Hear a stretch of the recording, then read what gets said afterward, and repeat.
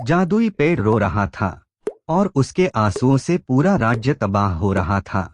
जैसे ही magic tree का एक और आंसू जमीन पर गिरा, पूरे राज्य में जोरदार बिजली चमकी। फूल मुरझा गए, नदियों का पानी काला होने लगा और महल की दीवारों में दरारें पड़ने लगीं। लोग डर कर चिल्लाए, आखिर यह जादुई पेड़ रो क्यों रहा है? और सबसे हैरानी की बात यह थी, किसी को नहीं पता था कि उसके आंसुओं का असली राज क्या था।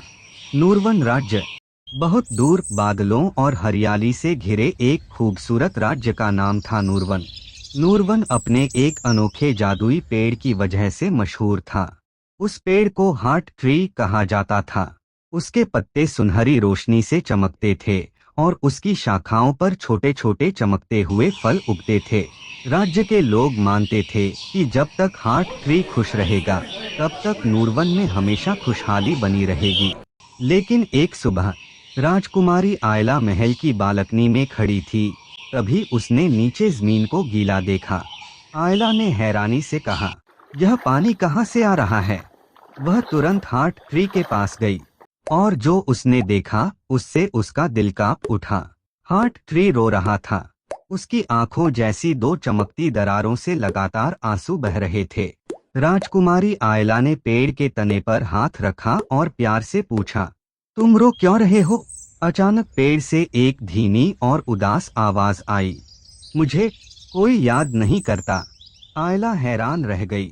उसने कहा, लेकिन पूरा राज्य तुम्हारी पूजा करता है। पेड़ ने उदासी से जवाब दिया, सब मेरी रोशनी चाहते हैं, लेकिन कोई मेरा दर्द नहीं समझता। आयला ने देखा कि पेड़ के आंसू जमीन पर गिरते ही एक छोटी सी धारा में बदल रहे थे, लेकिन वह कोई साधारण पानी नहीं था। जहां जहां उसके आंसू गिरते, वहां की जमीन का रंग बदल जाता। पेड़ ने कहा, मेरे आंसू तब तक नहीं रुकेंगे जब तक मेरे दिल का दर्द दूर नहीं होता। आयला ने चिंतित होकर पूछा, तुम्हारा दर्द क्या है? पेड़ कुछ देर तक बिल्कुल खामोश रहा। फिर उसकी शाखाओं से एक पुराना सुनहरा पत्ता नीचे गिरा। उस पत्ते पर कुछ शब्द चमक रहे थे, जो मुझे बनाने वाले की अमानत लौटाएगा, वही मेरे आंसू रोक सकता है। आयला समझ गई कि किसी ने हार्ट ट्री से कोई बहुत ही खास चीज चुरा ली थी। आयला अपने दो दोस्तों, एक छोटा सा बोलने वाला लोमड़ी का बच्चा लूमी और एक होशियार गिलहरी पीकॉक के साथ जंगल की ओर निकल पड़ी। वह सुनहरा पत्ता उन्हें एक पुरानी गुफा तक ले गया।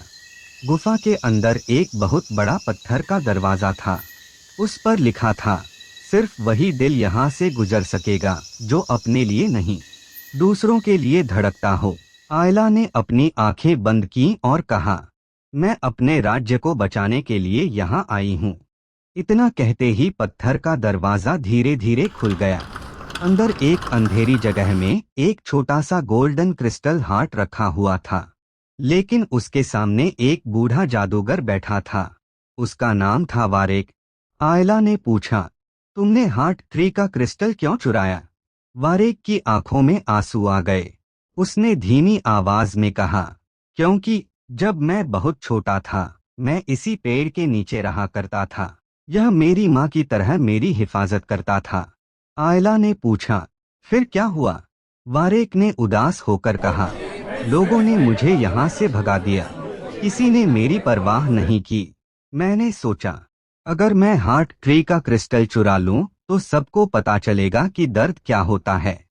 आयला ने उसकी ओर देखा और धीरे से कहा, तुमने पेड़ को दर्द दिया ताकि लोग तुम्हारा दर्द समझ सकें। वारेक ने अपना सिर झुका लिया। हाँ? आयला ने क्रिस्टल को जोर से छीनने की कोशिश नहीं की। उसने बस प्यार से कहा, वारेक, तुम्हें बदला नहीं, अपनापन चाहिए था। वारेक की आंखों से आंसू निकल आए। लूमी ने आगे बढ़कर उसका हाथ पकड़ लिया। पीको ने मुस्कुराते हुए कहा, चलो घर चलते हैं। वारेक हैरान रह गया।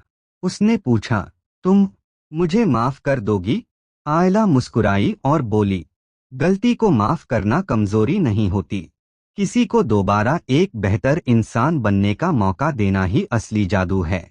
वारेक ने धीरे से गोल्डन क्रिस्टल हार्ट आयला को दे दिया और जैसे ही क्रिस्टल हार्ट ट्री के पास वापस पहुंचा, पूरा राज्य सुनहरी रोशनी से जगमगा उठा। काले बादल छंट गए, मुरझाए हुए फूल दोबारा खिल उठे, नदियों का पानी साफ हो गया, महल की दीवारों की दरारें भरने लगी और हार्ट ट्री के आंसू रुक गए। पेड़ की शाखाओं पर नए सुनहरे फल उगने लगे। फिर हार्ट ट्री ने आयला से कहा, मुझे किसी राजा की नहीं, एक समझदार दिल की जरूरत थी। राजा ने वारेक को सजा देने के बजाय उसे राज्य का रॉयल गार्डनर बना दिया। वारेक ने अपनी पूरी जिंदगी नूरबन के पेड़ों और बागों की रक्षा में लगा दी और उस दिन से हार्ट ट्री के नीचे हर साल एक खास उत्सव मनाया जाने लगा, फेस्टिवल ऑफ काइंड हार्ट्स। उस दिन पूरे राज्य के लोग एक दूसरे के साथ प्यार, दया और अपनापन बांटते थे। कहानी की सीख, हर आंसू के पीछे एक कहानी होती है।